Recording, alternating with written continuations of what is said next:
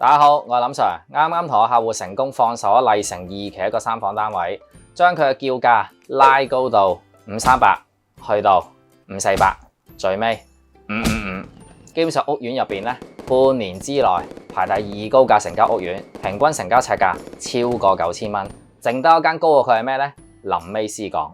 收到呢 case 之後，第一時間同業主查下佢有咩競爭嘅對手放盤，發覺主要成個2期得5個，咁啊點啦？其中一個係6座，人所共知，凶宅棟數。如果你睇過嚟經紀冇話俾你聽嘅話，你嗰個經紀就有啲含糊啦。另外剩低咧有2個係超低層，同呢個幾廿樓跳樓一定死嘅，冇得比。仲剩低一個係冇呢個執清晒咁容易睇得到咁白淨嘅，所以我哋叫我哋客放心擺喺度，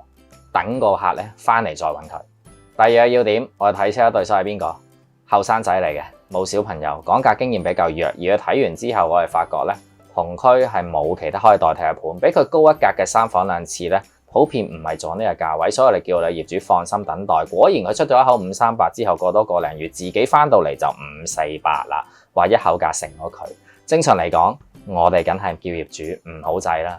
之後點做呢？經紀既然叫多我俾一口價佢，我哋梗係唔好啦，俾個範圍佢。留意啊，出邊雙邊代理嘅問題就係咧，佢係只係拉價，唔好似你錯價，來去佢只係揾買家同業主心目中嘅一個中間價，而永遠打親佢俾業主都係叫佢降價，我哋就唔會啦，我哋係不斷同佢拉高個價。就算我哋嘅客想548個黑收票，我哋叫佢千祈唔好，因為個市就加上買嘅家嘅經驗不足，再加上出邊盤源唔多，就當睇埋俾佢大一隻則3房兩廁，其實講緊低層都做緊咧5657，所以基本上放心呢個盤可以挑戰562，但最尾個買家決定好人見佢後生555附近肯收個票，咁就呢一幕啦。翻到嚟同我哋嘅買家咧搞掂埋一手尾，開開心等佢收錢咧，再換下一間樓啦。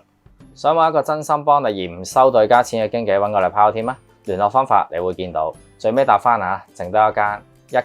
期超高層，望海景望住青衣嗰間，其實都係賣過我哋幾皮嘢，咁啊由佢啦，遲啲見啦。